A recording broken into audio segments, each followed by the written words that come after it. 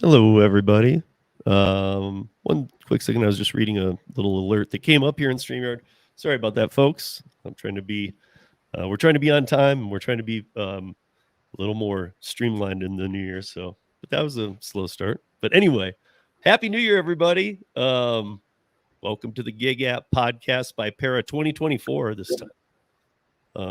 David, how have you been so far? We're what, 4 days into the year, or just I would even say hours. We're under 100 hours into the year. I was like, Happy New Year to everyone listening. I had somebody call me out on this today. They're like, can you still say that? I'm like, I feel like for the first week you can say Happy New Year. I was wondering that too. I'm like, when can I stop writing it to the people I didn't say it to on New Year's? And I feel like we're there. I feel like tomorrow, like I'm done. Yeah. I'm not talking about it anymore. That was the first weekend. Steve is like, I took first weekend. I agree. I took sort of for the first time since the beginning of Para, I took like a week off and didn't look at my phone and didn't look at the computer and just refused to look at anything. And I slept a bunch. I know you said you did too. And I'm just back and ready for a big year, basically. So. Yeah, you look rested and ready. I feel that did happen to me over the break too. And I got to say, like, with the sleeping part, I know you and I were talking about it, but it even made me, I felt like I couldn't get up. When you first met me, man, I was like 35 pounds heavy, lighter, right? So I like gained 35 pounds, got tired. Like, so it was nice to sort of catch up. And I was going to bed at like 6:30 some nights though. Yeah. I'm like, what am I doing? Because it's dark here at 4:30. It's Colorado, but this week, guys, we are joined by yet another CEO and founder as well. We have Rudy from Free Ride. You guys a lot of you might be familiar with Rudy because you've probably seen him either on my podcast, audio, or on the YouTube channel, or on any social medias. He's kind of all over social media. Trying to think. There's some I see you on, I think, more than others. But your Twitter, I actually had to put out an all points bulletin to you a few minutes ago because I was like, I hadn't heard from him. So I went to every social media account and was pretty surprised to learn, I'm tied to him on every one. I hit you on Instagram. I hit you on Twitter. I hit you on, I'm like, okay, I got him. But Rudy, thank you for joining us today. We're going to go through this a little bit. And if you just recently watched the last piece I did with Rudy, and we had his, I think it's a CMO. You call it Chief Marketing, right? Yeah, Chief Marketing Officer. Yeah, I was calling Chief Strategy or, but she was on as well. And we went through a lot of the details, but we didn't touch on something that if we have a little time at the end of here today, really want to touch on because it's happening. And I just want to get everybody. In fact, it'll be interesting to get both of your takes while we're here. So you guys, if you have questions, please put them in the chat. I know we're coming back from the new year. StreamYard is correcting a few issues. YouTube, all of our syncing is done. Facebook, I hope you're able to see it has a little alert up, but it said it was supposed to be good till tomorrow or Saturday. And I saw that it was supposed to go live there. If you are watching us and somebody over there could shout out, that'd be great. Otherwise, just sit back and let's get into this a little bit. So Free Ride is spelled Fure. Their website is Fure.cab, C-A-B. I first met Rudy. We were just talking about this a minute ago, and now I'm really very confused. I was pretty sure that the first time we interviewed was almost a year and a half ago. I would say pretty much about a year. Okay, so about for 2 years, this has been an idea of yours, or this has been a plan. And I mean, even over the last year, it's become more and more so. But the passion was there the first time I met you, and the plan was even still somewhat the same as it is now. And I know there are things that people, probably don't think about when it comes to this. Like, oh yeah, launch an app. That sounds great.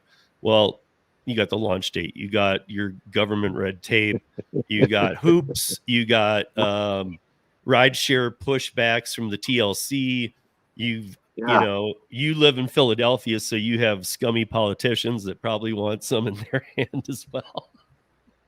No, I mean, there's a lot like building something like this is not easy. It's not like I tell this to a lot of founders. It's like you can have the greatest idea in the world, but it's a lot of the legwork of putting it together, meeting with these people, presenting them what you're going to do, how you're going to do it, pretty much getting all your ducks, put them in a row, and bang, bang, bang, bang, and make sure you do it right. And it's not easy, it's not hard, but it's just making sure that you do it in a way that, all right, cool, I'm going to launch it on this day. These are the things I got to do. Any founder or CEO can relate. It's hard. It's not it's not something that you take lightly. You I have to love how you realize put it, like, it's not easy, it's not hard, but there's just 10,000 things to do, basically. yeah. Right? Yeah. I mean, You get a it's the laundry list. truth. And actually the space you're trying to enter is probably the toughest too. Like if you were doing last mile courier or food delivery, that's regional areas, cities are a lot more likely to take those in and go, that's fine, competition. But with rideshare, you start dealing with TLCs, passengers being in cars, different types of insurance levels. And then Rudy decided that he should make his life even harder and involve W-2 and independent contractors. Yeah. And by the way, guys, what we're going to be telling you about here, this free ride, is exactly what it says. It's rideshare with the option of taking your ride for free, with the option of also paying though, or paying partial. And there's some levels to this, but the bottom line is just to know it's there. Like one thing that we talked about last time, Rudy, that I, really ingrained with me again, that I don't think I took in the first time, is that maybe somebody the first time does say, oh, I need a free ride. Or the next time it's like, I can't get an Uber or Lyft for 45 minutes. What's that one flyer over there say about some new company? So they use you. Or the first time they decide to do it free, but then maybe they start using you because the cars are cleaner, because the drivers are better. And so maybe sometimes it's people like out on a date and they don't want to do the ads. So they even know I'm getting a free cab, but I'm going to pay for it. Yep. And I don't care. I just would rather get a free cab than pay for Uber Lyft. Yeah. Yeah. I mean, it's just like any other rideshare. You just, I want to take the free ride or pay for it. And that's how simple it is. It's not sophisticated. It wasn't like meant to be, oh, you have to go through hoops to do this. Like, no, you can either pay or get the free ride. Right. Rudy, But I like the option. How does it work? I'm sort of taking a step back for the listeners. Yeah. Let's. All right. So the way to break it down fully is just like you can order a ride through any rideshare company. You order through us. The car will come pick you up. Once you get in the car, you're just going to be pretty much watching ads on your phone. Answer a couple of questions about the ads, and that's pretty much about it. The ads are not all throughout the ride. It's halfway in a ride. So if you got, let's say it's a 14-minute ride, you're going to be watching 7 minutes of ads, and that's it. And those 7 minutes of ads can be, 10 seconds, 20 seconds, 30 seconds, all the way up to a minute. It's the same standards that you see on TV and radio, segment wise, meaning that you're going to be watching, let's say, a 20-second ad. You're going to watch 20 seconds of an ad and answer a couple of questions about that ad. It would give you one question, two questions, three questions, but the advertiser at the end of the day wants to know, one, did you see the ad? Two, what'd you think about the ad? Three, you want to see a similar ad like that later down the road. When the riders start coming on board and start doing this, they'll start getting points as well. Cool, I got 10 points. Oh, cool, I get a 10% coupon from Target or from Walmart or from Walgreens or whoever it is that's advertising. It incentivizes not only the rider, but also incentivize the driver as well, because now they're like, oh, I like this service because one, I'm getting 90% of the fare. Two, there's the eventuality that once we start getting into bigger funding rounds, we could start doing cars and start developing our own cars and start putting it out there as well. The idea is to help not only the drivers, but the riders, but also the advertisers develop a community where, hey, I want to be part of this because I'm going to help XYZ community members in my town not only get a free ride, but also help the drivers have, a better lifestyle, not worrying about, oh, why is Uber taking, 40% or even 60% of my income where this company's giving me 90% or even 80%, depending on how you sign up. Yeah, sure. The other thing too that I liked was, or that you should probably explain at this point how you. Well, first of all, you can skip an ad. I had to ask you that last time Yeah, too. Was that yeah. if if you're right out of the gate, if you're like, that's not me, that's not me. You can skip ads, but one of the most important parts becomes how do you know the person is watching the ad? So the AI that we developed, there's a camera in in every phone that we have. So we have a forward-facing camera and you have a back-facing camera. When you sign up, we'll ask you is like, can we get permission to use your favorite forward-facing camera to take a snapshot of you watching the video? Most people will say, yeah, sure. It's part of the service, sure. Once we have that ability, we'll put a box that's in front of your phone, and we'll know if your eyes are on that box, and we'll know that you're looking at the video. That's how simple it is. If you're not looking at the ads, you're looking somewhere else, your phone's pretty much going to buzz and say, hey, watch the ads, or you can be paying prorated based on how long you've not been looking at the ads. That was one thing that I'm happy that one of the reasons I'm happy to have this discussion with David today, because I was wondering if he had any insights on this facial part, on the how do I know that Steve or David's watching the ad? I'm intrigued. So I guess, Rudy, is it sort of like the ad is on a phone or it's on an iPad? Yeah, the ads on a phone. Your phone, you're during the ride, your phone literally turns into a billboard. Yeah. The reason why we looked at it this way is because when I was doing rideshare for the competitors, I noticed looking in the rearview mirrors, everybody's singing in the back of the cab going, all right, cool, I want to order this, or let me talk to my wife or girlfriend or boyfriend, whoever it is. And Yeah. majority of times they're in the back seat on their phones and pretty much doing whatever they wanted to do. So I pretty much took the Facebook model, flipped it around, and said, hey, how about we get the advertisers to pay for the rides by asking a couple questions about the ads that they want to know about? Yeah. Is it effective? Is it not effective? And then have the users actually go, all right, cool, I like this because I'm getting a free ride. I'm going to answer a couple of questions. How simple can it be? Yeah, That it's makes like sense. I mean, it's like what test happens if I groups.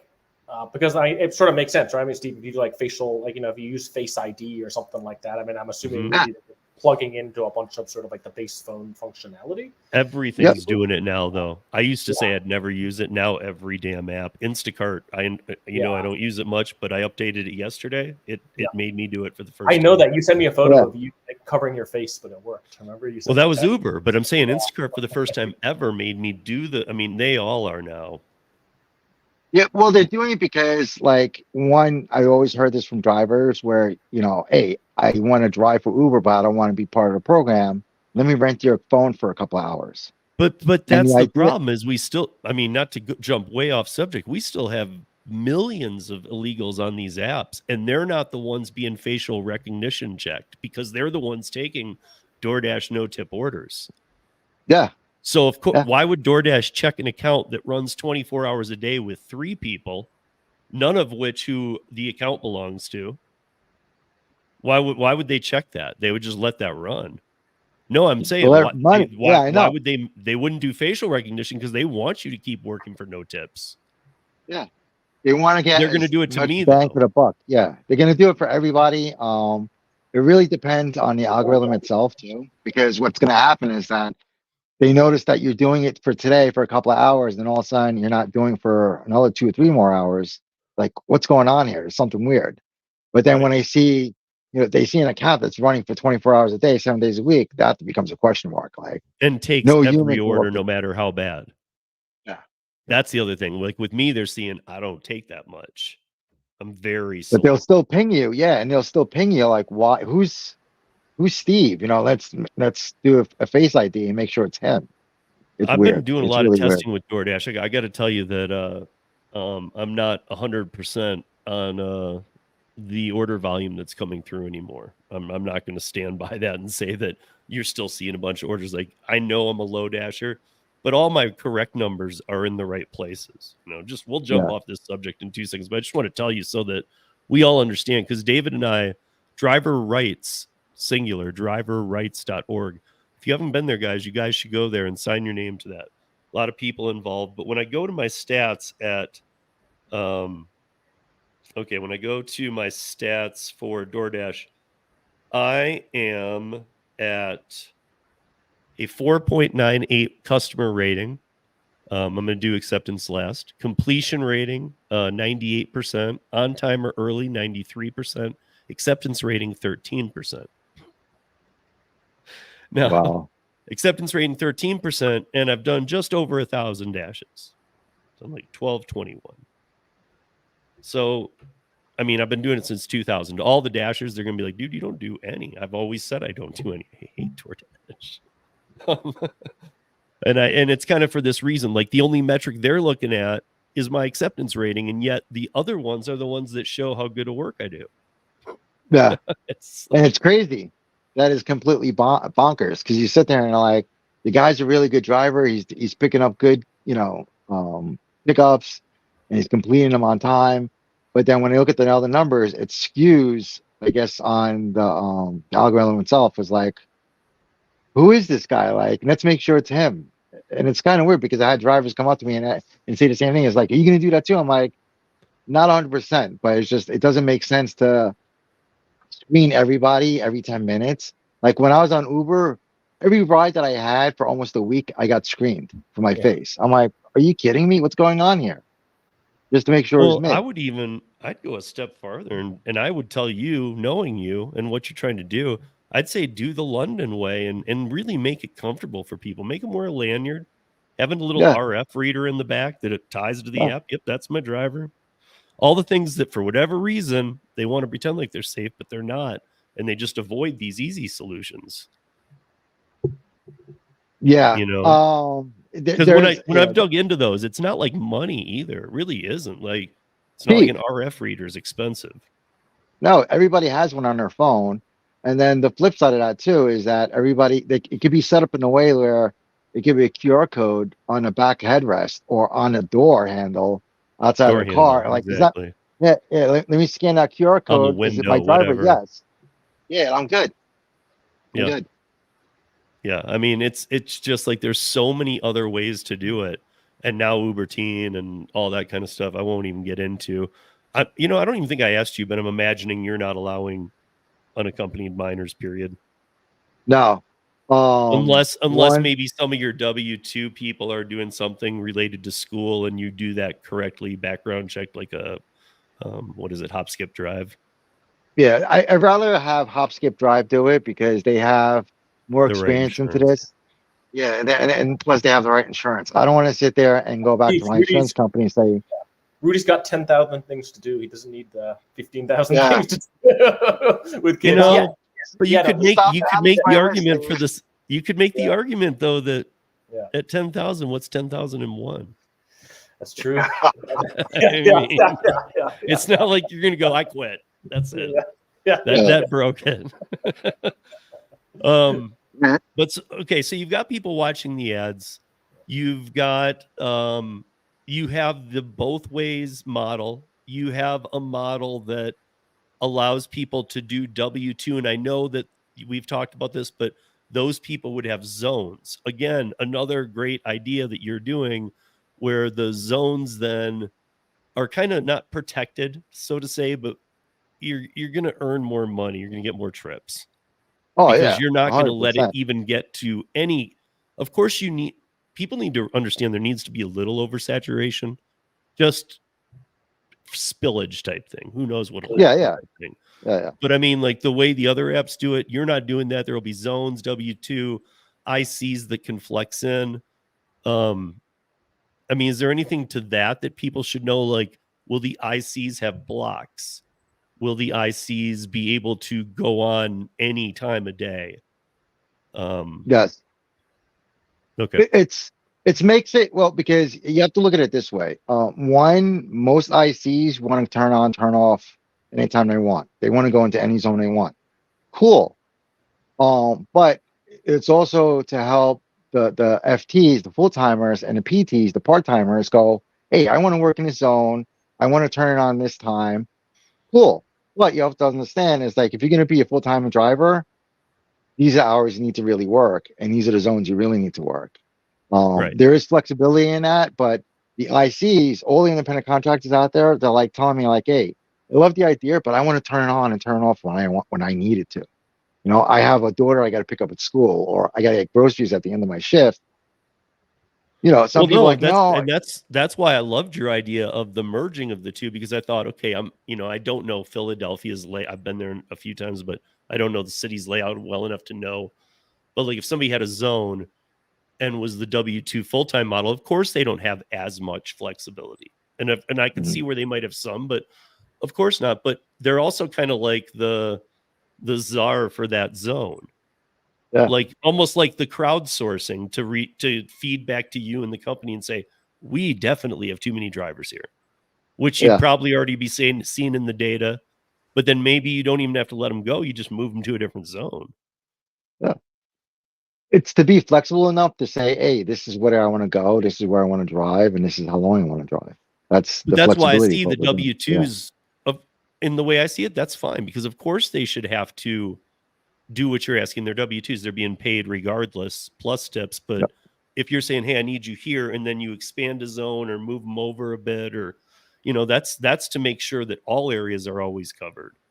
The yeah. ICs are just the the surge on top. Sounded like a very basic question, I guess, for people who are listening, right? Which is, I come to Fure.cab and I'm just like, hey, I want to sign up. How do I choose IC? How do I choose W2? What does that look It's like? I guess the other question probably is just like, hey, how much is an advertiser paying me, basically? I think, yeah.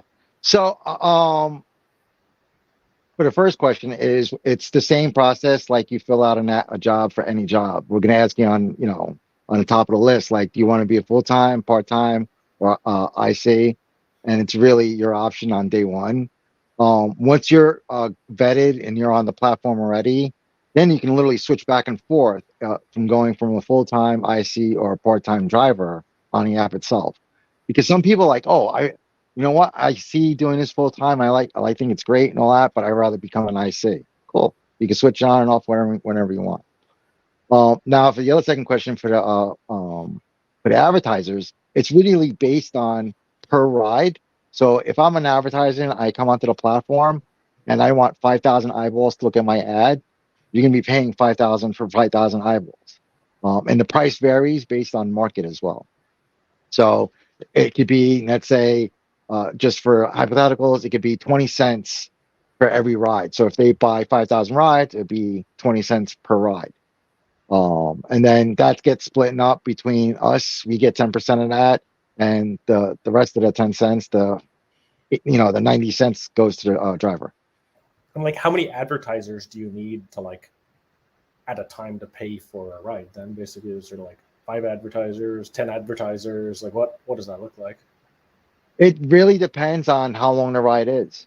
Yeah. It's the same price point as if there was no advertising. If it's just like a regular Uber. So Yeah. if the market rate on a regular Uber, and let's say in New York City is, $2.83 a mile, it's the same as on us. Yeah. What happens if you don't have enough advertisers in like an area? No, there's going to be plenty of advertisers because it's queued up in a way that we're always showing ads, Yeah. and we'll pull, like, we have deals now where we can actually pull ads from other markets and bring them in. That's cool. I'm not going to tell you the OEM that likes that deal, but they're like, sure, if there's a spot open for that guy to see an ad, sure, we'll take that. Yeah. What sort of, like, let's say I'm a writer, right? And I get in, like, what sort of ads am I going to see? You're like, what's the coolest ad you've seen so far?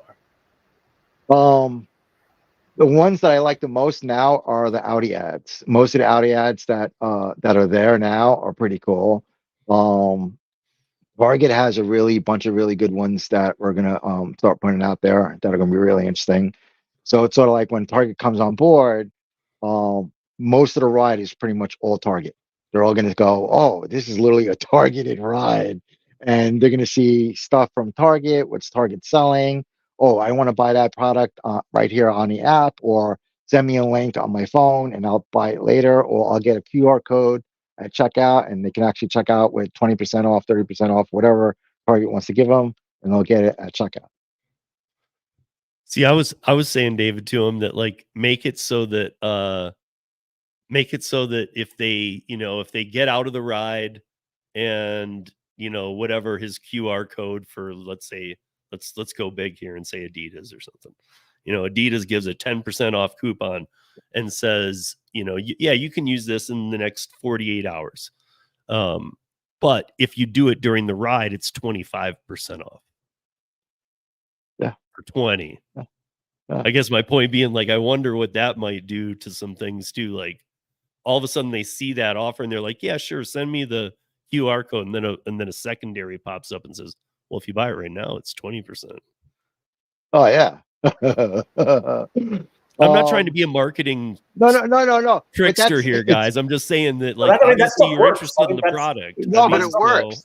Right, It works. It's kind of funny because what got me hooked to that model was actually seeing it on TikTok. When we started looking at how we're going to do the partnership with TikTok, it was the same idea. It's like, hey, we're going to have, an 18, 19-year-old kid come on a platform, still looking at TikTok. He's going to be watching ads from TikTok on his phone. And usually TikTok has a thing where, hey, if I want to show something on a TikTok store, you automatically get 20% off. But if you actually do the buy itself on the way out on checkout, you get an additional 10% off.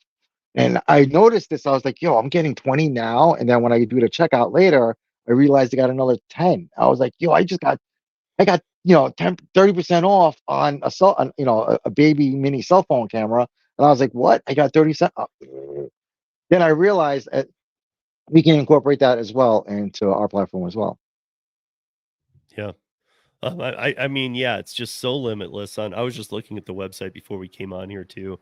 Because I actually didn't go to it last time. And the last time I had been there, it was not the website it is now. But yeah, I mean, it has the driver sign up, the beta ride sign up. But I also, I was just seeing now you've got the size cars down there. Yeah. I know that I know there was the joke that threw me off. David, I don't know. I know you've seen some of Rudy's things like on different socials, but was it TikTok? I don't know. One of the social platforms I think this summer, there was like it looked like a limo, I guess. Yeah. Had extra wheels. And it looked like this $1 million limo, and I'm like, the hell? And it said free on the side. So obviously it was some Photoshop work, but he does have some kind of idea with this. So. Yeah, so the idea is we're going to go out to Tesla, buy 100,000 cars a year, and then convert them into limousine cars. Back in the day, in the early 80s and 90s, a lot of airports throughout the United States had limousine cars. This is way before black limos was a thing. Like even created, extended, and all that. And when you wait, before you go on though, when you say that, because I worked for a black car limo service for a little bit. So when you say that, you're talking about those like first edition entry level. They weren't the like super long extensions. They were just the basic limo that seated like 8 people. And yeah, they almost were like taxis. I mean, it wasn't like you had to. Yeah, okay. So what we've done is take a Tesla. We now we have one in the shop finally to actually get one taken apart, do the welding, do the whole nine, laser cut the whole frame and all that, and literally add 2 more doors, 3 more doors. So when you see the picture online and it says Model 3D, it's literally a 3-door, car, 6-door car, but it has 3 doors on both sides. So you have the front row, second row, third row, and the idea is that use those as airport cars because then instead of having one person in one car, because I've seen this a lot at a lot of airports when I flew around, it's like, all right, you got 1 passenger car. How about I get 4 or 5 more passengers in that ride? Make more money out of the deal. And they're like, well, back then, Uber and Lyft were like, oh, we'll just use, minivans. Well, minivans are great, but it's not something that a lot of people are like, I don't want to do the minivan. You're in there with sardined, with 20 other people in there. Where this way, you got literally your own seat, your own door, stuff's in a trunk. You don't have to worry about it. And then when you're at your destination, open my door, pop the trunk, and I'm good to go. Yeah. So for us, it made more sense of let's partner with Elon. This is what we're going to do. We're going to set up a factory here in Lehigh Valley in Pennsylvania and start building these out and then start distributing these out to drivers. First, it's going to go out to our full-time drivers.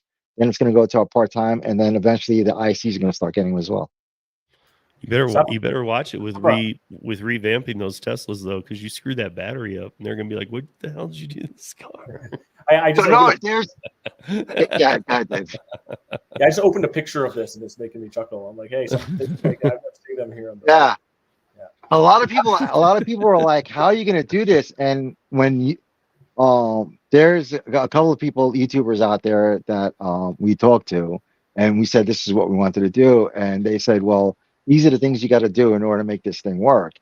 And I'm like, all right, cool. So when we finally got the car and we started taking it apart, now I understood what these guys are saying.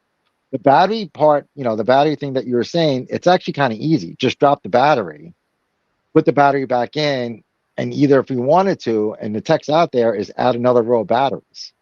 So a typical Tesla has between which Tesla? Because one of them goes across the whole bottom, doesn't it? Yeah, the whole bottom. Yeah. So a Model 3. A Model 3 has 4 battery banks or 5 battery banks, depending if you got a Y or a 3 or whatever it's like. But for us, for a 3, you got these 4 rows of battery banks. I can add another row. So instead of being 4 rows, now I got 5 rows.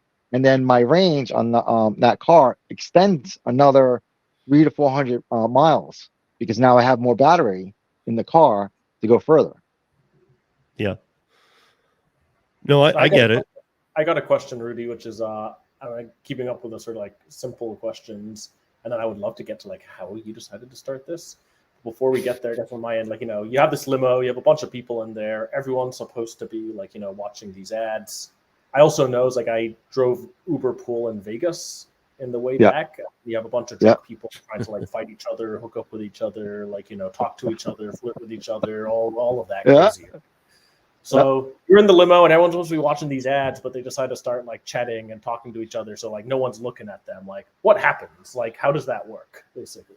The phone's going to tell you. The phone's smart enough to tell you that, hey, watch the ads. You don't watch the ads, it has a timer. It's self-timed.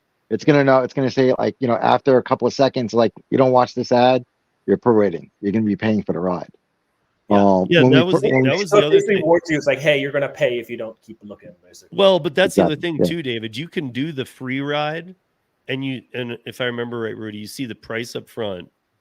Of what it would be, even though you're going to do it as the free ride. Let's say you're going to the airport, say half hour or 40 minutes, 20 minutes in, you can decide, you know what, I got to make some calls or do some texts. I can't watch these ads anymore. I'm done. And your ride gets cut in half. You only pay half. You pay the pro rate. Yeah. Cool. No, that makes sense. Yeah. That makes sense. Yeah. So that was one of the things I loved, is that like maybe not everybody will watch ads the whole time, but at least they can get it down. And as long as you stay under Uber and Lyft pricing, which wouldn't be hard. No. I mean, it's set up in a way that if it's not, I didn't rig it in a way to do it that way, but if you're smart enough to do it, you could set up in a way that I'll pay half price than Uber for the rest of my life because I know how to do it. But the thing is that the AI, the algorithm is going to realize that you're doing that, and then it's going to start penalizing you. And then if you do it a couple of times, you're getting a couple ads out of the person first. Yeah. So really you are getting the pay, because let's say that you're hoping they do 6 ads. They only do 3, but pay half. They still did the 3 too. Yeah. So it's like you still got what you wanted from it. You just, it's like it's a la carte for them how they want to do it. Yeah, but it's to help and benefit the advertisers, but it's also to help to benefit you as a rider, because now the more ads I watch, the more points I get. The better discounts or coupons or other perks that I get throughout Advertiser. Like, hey, if I watch 5, 10, 15 Nike commercials, hey, I might get a couple of new slides sent to my house because I watched their ads and I gave them feedback about their ads. So the launch date is early spring. April. Okay, so early. So I know we were talking late March or early April, but April. Okay, so right at the beginning of baseball season in Philadelphia will be the launch city. Then future cities. I know David wanted to hear the story of, and I've heard it before, and I love it, of how you and your brother came up with this. But and then we'll have just enough time to, I think, touch on the subject we haven't touched on before, which I really do want to talk about, because I think when I first alerted you to it, the timing was just nothing short of Wow. what. Yeah. So, but yeah, if you would let David know how So a couple years you ago, guys came up with this.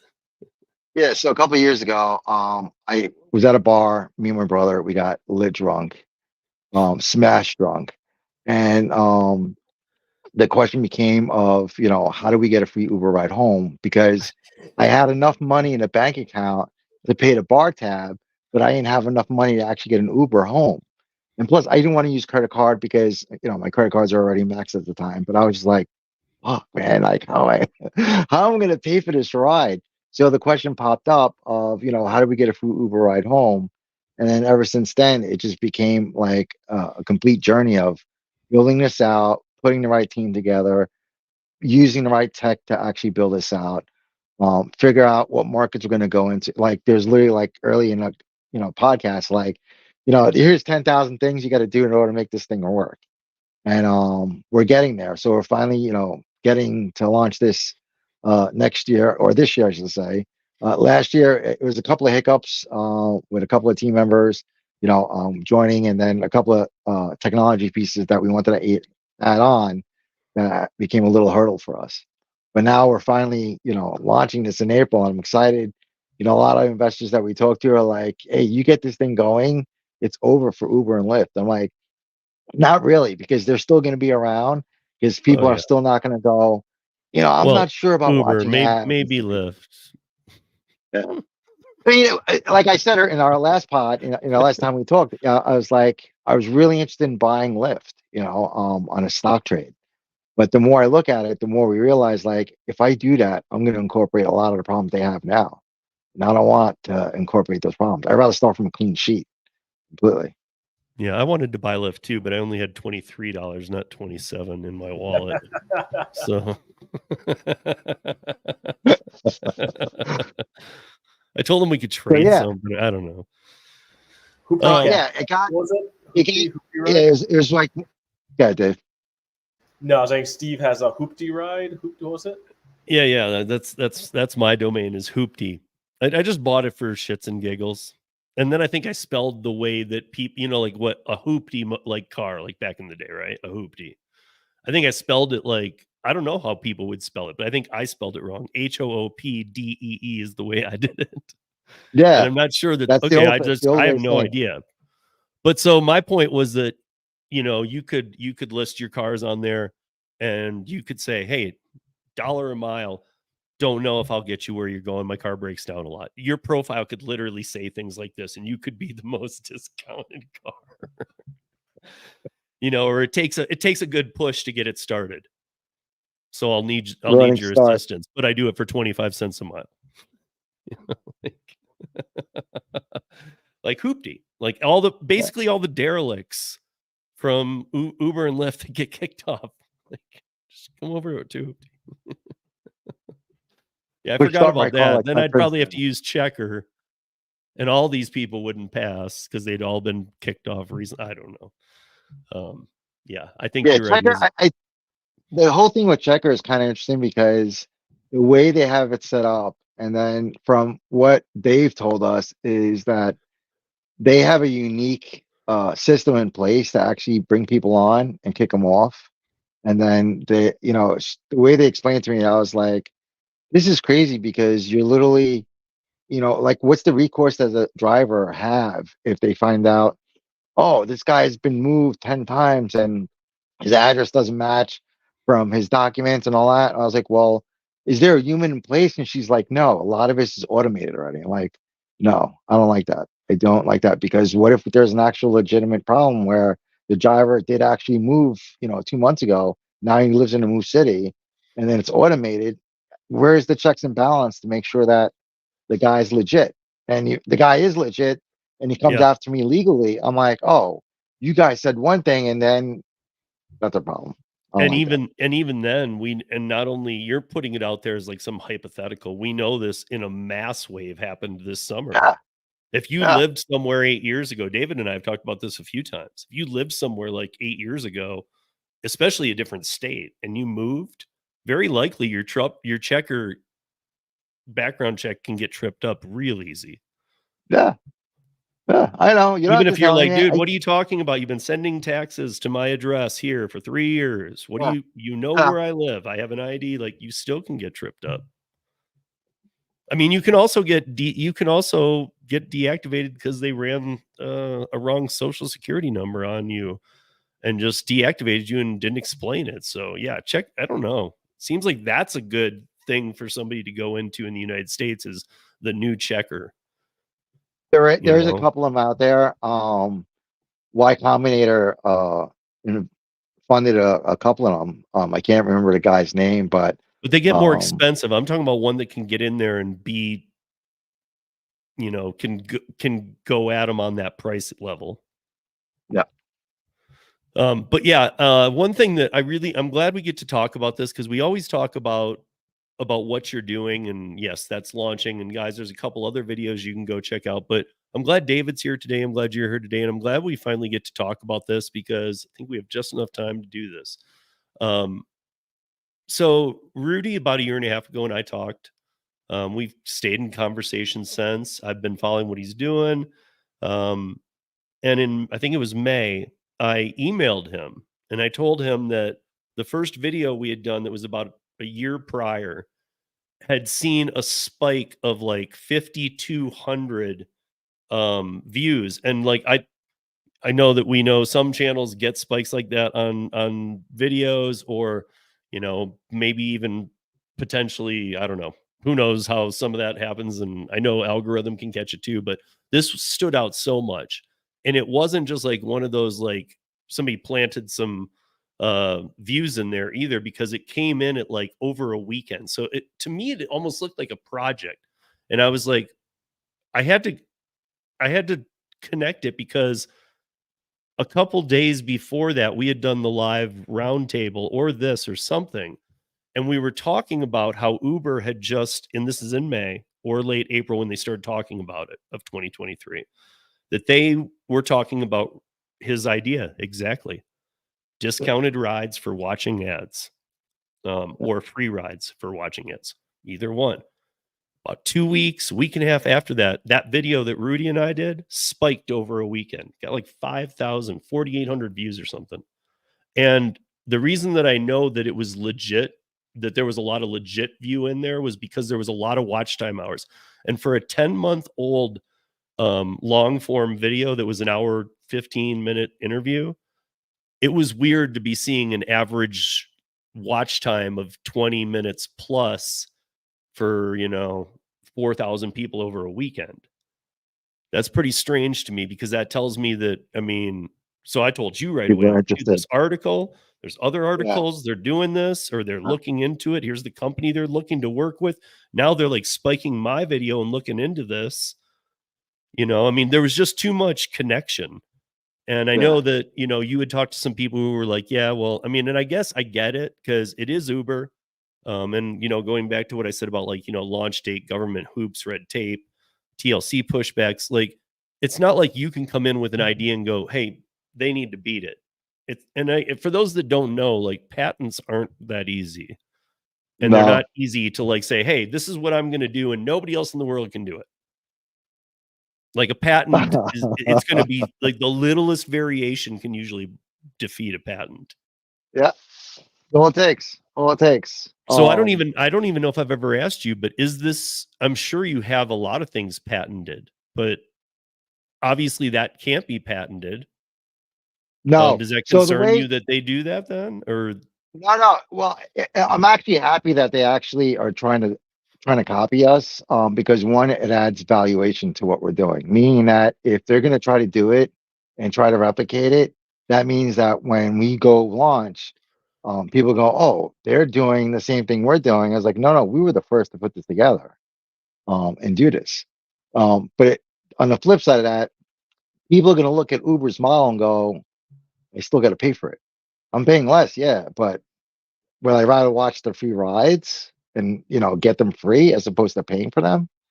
That's the differentiator. That's where people are going to go. I'd rather do this and not pay and just watch a couple of ads and then be good with it, as opposed to what Uber's doing.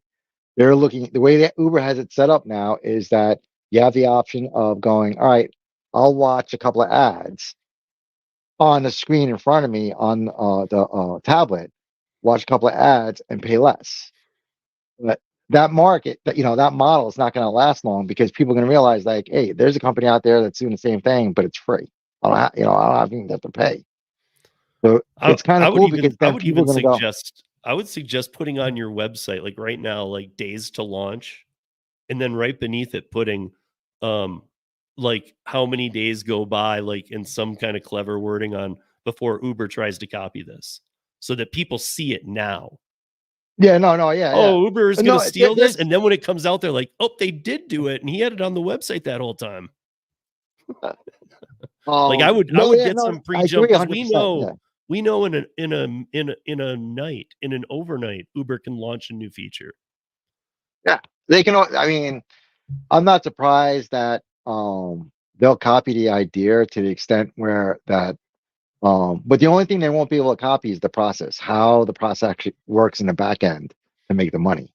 That they won't be able to copy because that's really hard to do and it's really hard to emulate.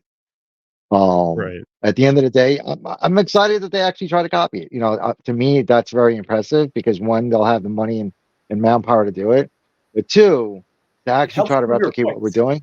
Right, it helps prove your points, right? You can go to Advertiser and be like, yeah, it obviously works, right? I mean, it obviously works, yeah, exactly.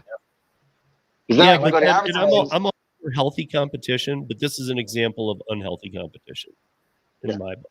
Because when you're doing something and you're starting up and I've been on this for 2 years, and then Uber's like, we're going to do that. Yeah, there's some level of, man, that kind of feels good. But there's another level of, man, beat it. Yeah, exactly. Like hold on, let me be the founder. Of course, you guys are going to come in and do it after me, but let me be the founder of this idea since you didn't have it. I see Rudy just smiling about it, right? I like that. Like, I put in the work. I know what I'm doing. No, because at the end of the day, it does. Yeah, because at the end of the day, it's going to show validation. Yeah. Well, it is. It's going to show validation. They're like, oh, all right, let them do it. Cool. Let's see how far they go. Even my team was like, bro, these guys are literally. I'm like, that's good because that means that when we get launched and we get more investors on board, the investors go, oh, these guys are doing it better. They got a better team, blah, blah, as opposed to when you look at Uber's model, the way they have it set up, people are still not going to be like, oh, all right, yeah, it's cheaper, but I still have to watch the ads, where they look at us and go, well, I'm going to watch the ads regardless, but I don't have to pay. Right. And there's perks too. Yeah. Like there's bonuses or this and that and the other. I would even say, like, since you're doing the W2 and the Flex IC, I would honestly say that maybe, we know, like, look at New York City. Look at how Uber came in and said, oh, yeah, screw you, cab medallion holders. We don't care about you at all. You've been dead for years. And then last year they brought on yellow cab. They learned all their sequencing, all their logistics, how they move, where they sit. I feel like at the same time Uber was studying all the playbooks for the taxi companies and how to rip them into shreds. I feel like the taxi industry, of course, it has not made a comeback, but I feel like they've been watching and they understand Uber better now. I feel like you might be able to go to some taxi drivers and say, listen, ready to take these idiots down? So we have Steve, they know driving in the cities real well. Yeah. We have developed an app for the taxi industry as well to get a part of this, because the idea wasn't like, hey, let's just make this all exclusive to us. We actually incorporated so the taxi industry gets involved as well and make money out of this as well. Just so people understand, back in 94, 95, I was the guy who invented the screens that you see in back of taxi cabs. That was me. That was my idea. I put it back. I showed it to the TLC, Taxi Leasing Commission in New York City back in 95. And I just said to them, I was like, all I want to do is put a screen in the back window or in the back seat of the taxi cabs. The commissioner at the time said, come down, we want to see this.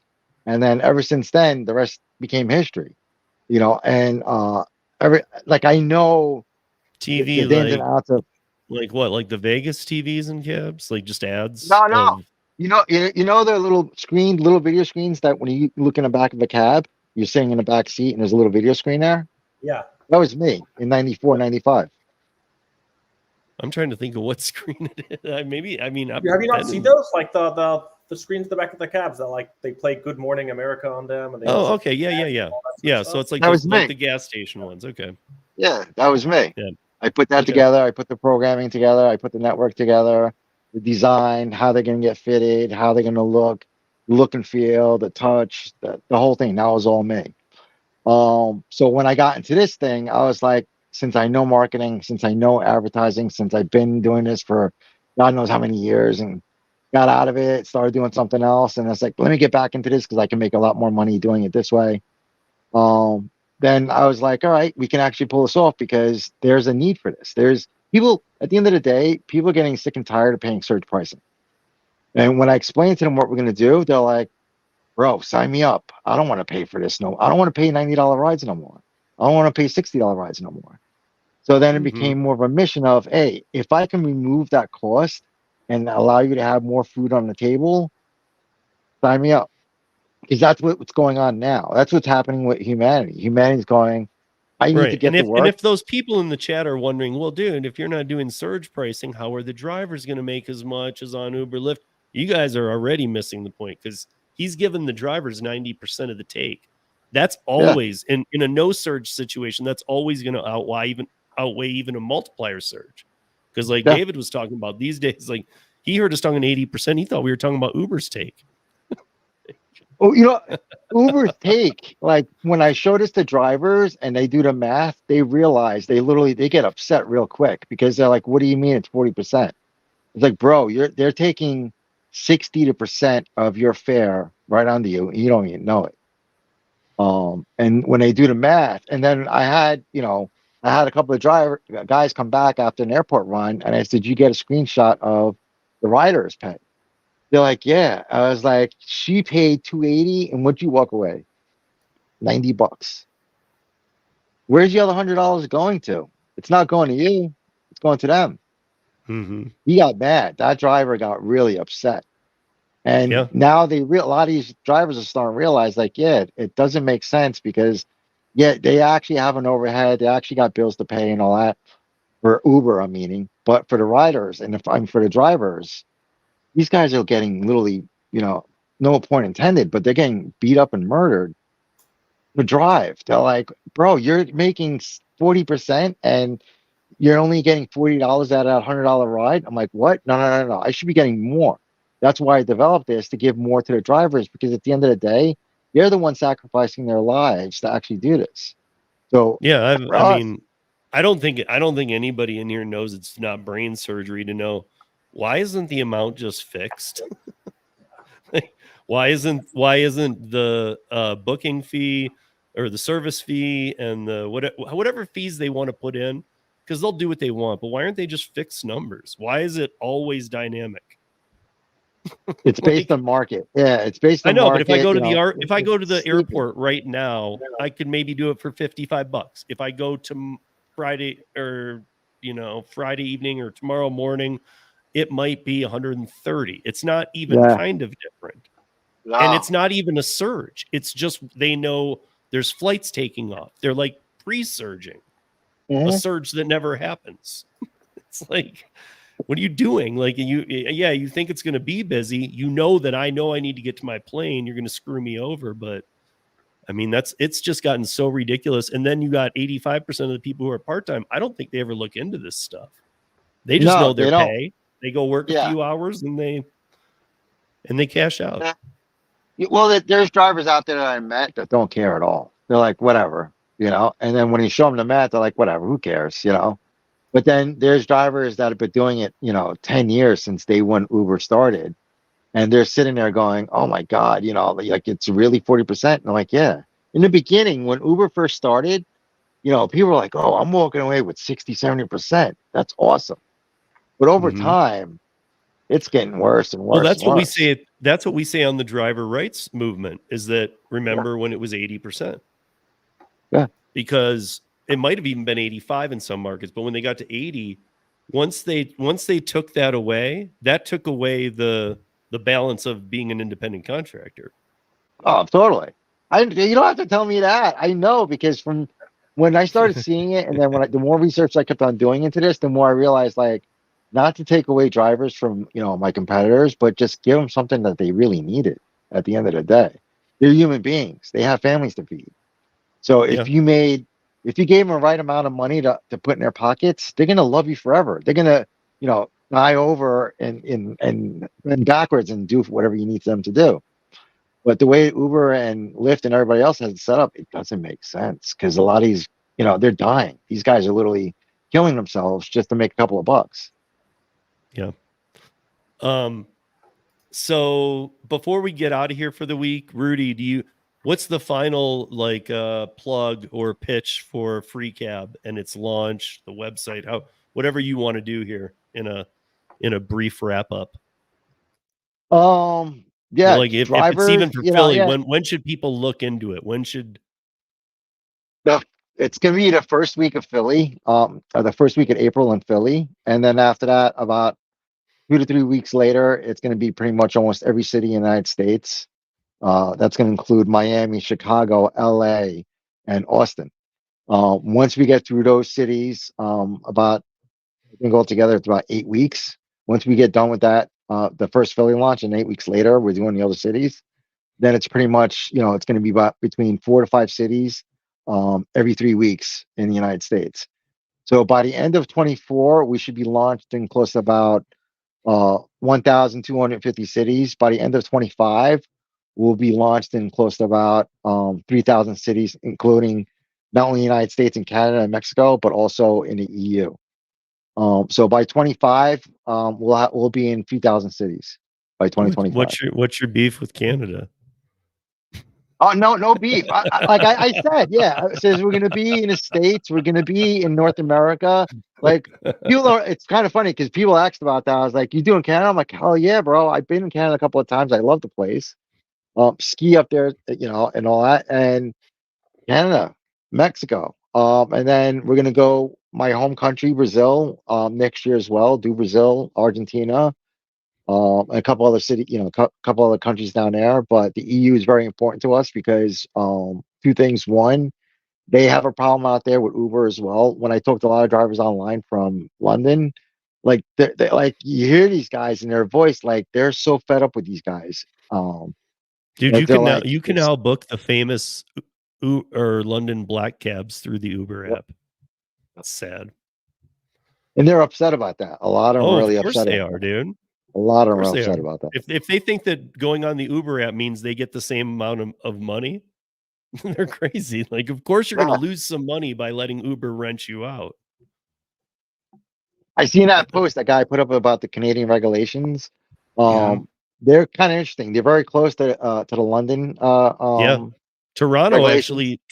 actually put a hold on rideshare drivers where now Yeah, they're not taking anymore, but when they do, you don't have to do the full London. For London, there's cabs, which is like 3 months. There's black cabs. To become a black cab driver is like 2 years. You have to learn yep, the entire city, every alley, every location, yep, everything. You have to know everything about everything. So that's one of the tougher ones with TNC over there. But the rideshare they push through in like 4 weeks. And Toronto's doing one that you do have to take a class now and get a TNC license that yep, takes 2 weeks. yep. Now, if you are already an Uber or Lyft driver, you are grandfathered in. You do not need to do this. However, if you want to become one now, you do. Yeah. For us, we have a similar setup. You'll do 2 weeks of driver school, driver training. You'll get Q&A on a test, a live test. It's close to about 100 questions. But it's really simple. It's really straightforward. I had a couple of drivers, like, is it going to be hard? Like, no, it's very simple stuff. It's just one, we want to make sure that you understand that the city and town that you work in makes sense to you because a lot of drivers that come on, a lot of riders that come on board, they want a local driver. They don't want some guy that's, from 10 states away coming in and going, oh, I don't know around my area. I'm going to take the long way to get to your house. Mm-hmm. When I was doing Uber, people used to tell me, like, don't take the way that the app tells you to take. It's too far and too Oh, they long. say it all the And, time. and it charges another $20. If you take my way, it's half the time and it's less. And I've done it so many times for riders, and I'm like, oh my God, these guys are literally getting ripped off because the app tells them like, oh, let's go the long way. Why? Why take the long way? One, I want to get the guy there quick. Two, if the guy's willing to tip me more, sure. If I'm going to take him the Because shortest way, why not? they'll keep you on highways, they'll keep you on Yeah, city streets that are 35 miles an hour plus with spread apart lights. They don't want you getting tied up in crap. So yeah, they'll make the ride longer to make it so that you don't have to stop almost. stop. Yeah, yeah. We also got to realize too, um, when we thought about building this into the algorithm, we can have it set up, and a lot of rideshare companies probably got it set up, was that the longer the ride is, the more money you can actually milk out of riders. The way we have it set up on ours is the shorter the ride is, the better it is not only for the rider and driver. Now you keep that driver local. Now he's more inclined to going, oh, I'm not doing long rides no more. Now I'm doing rides that are local because it's a shorter distance, as opposed to like, oh, let me get on the highway, let me go all the way around Hoboken, just so I can go to some other city, West New York or whatever. I'm like, what? Like, no, no, no, no. I'd rather stay local. Yeah, I agree. You guys, happy New Year. That's a wrap for this week. David and I Awesome. both want to thank everybody for supporting this. We're coming up on like 2 years, and now the audio podcast is going, and it hit some new markers. And if you guys are listening to that, it's starting to hit more platforms, but where it's doing best is Spotify. So thank you, Spotify listeners. I see that over 50% of our audio podcast downloads are coming from Spotify. Huh. That is not the case with my podcast, the Rideshare Rodeo, but Ferraz seems to be doing very well on Spotify. So maybe it's just that we're not on more yet. I don't know, but we're getting there. And then these, and we got lots more coming up, and we got lots more good ideas too. That one thing that David and I kind of threw at him today. So is that this year, I think that once we're done with some of these CEO ones and whatnot, I think we're going to have a format to this. And I think in the beginning, we can do like 10 minutes of, because we all know, Rudy, you'll agree with this too. Customer service is number one. Customer service is usually the worst thing, even with the best of companies, though. I'm not just talking about the bad customer service and bad companies. Like it's hard for everybody in this kind of space. So if David and I can look, if you guys have comments and you leave them on Instagram, you leave them on TikTok, you leave them on Facebook, on Twitter, on YouTube, wherever you want. If you leave them, if at every week before we do whatever we're doing that week for 10 minutes, we just address all the questions, we would be the only company out there clearing the air every week. Awesome. And so I think that's a big thing, because there's always questions, and there's always ones that regurgitate some of those questions a couple weeks later. It's good to sort of get to the questions that aren't just people who are watching live. I feel like we try to do a good job. Yeah, because we get a lot of people who watch on the replay, so this time must not work for tons of people. So hit me up on it. We'll do it. I like that. Yeah, I mean, I think that's going to be big too. So, but thank you, Rudy, for joining us. I can't wait for the launch. Yeah. I know it's right around Curbivore, but now that it's April, I would love to be out there for the launch. So, maybe I can get David to come. Maybe a bunch of us can all show up. Rudy back on sort of right before the launch or right after the launch. Sort of like, yeah, or the day of the launch or something. No, like not that day. Not that Are you busy? Yeah. Come out, come out to Philly. You'll see. There'll be more news out there. The press is already getting involved. They're reaching out to me now, almost every week. I'm not going to name them, but a lot of them are like, "Hey, even my local paper is just like, can we sit and talk?" I'm like, "Not yet, not yet." Well, no and I comment, remember, I won't say names of things, but I remember in the first interview we did, you even said that a couple interviews had already taken place. You'd already done some morning show stuff. I won't say with what and whatnot. It's not national, it's local stuff, but that's the kind of things that are going to help you in Philadelphia big, because you need some inroads in the city of people who are going to support you, even though they're going to say, yeah, Uber and Lyft belong too, but yeah, you belong too. A lot of city officials in a lot of cities throughout the United States are very supportive, because one, they understand that what free does to their communities, meaning that they're not worried about paying for rides anymore. A lot it's kind of funny because when you talk to a lot of these mayors or you talk to a lot of these folks in city council, they have a lot of questions, and a lot of them are very, pointed. A lot of them are very generic. A lot of them are just like, what's the city going to get out of this? Are we going to get money out of this? Are we going to get better incentives? Are we going to have, better riders, a better service? I'm like, all the above. At the end of the day, you want to provide us something to the city where the city can go, oh, I'm getting free rides because of this company. They're actually in my city. They're actually providing something to my community that actually means something to them. It's not only for the driver and riders, but it's also for the businesses there. Because when we reach out to a lot of small businesses in those cities, and they're like, can we get our ads on your platform? Sure. Because now you're not only bringing those ad dollars outside of the city, but you're keeping those ad dollars inside the city because now you're supporting the drivers and you're helping the riders get a free ride. Absolutely. And when you get to Austin, that's where David is.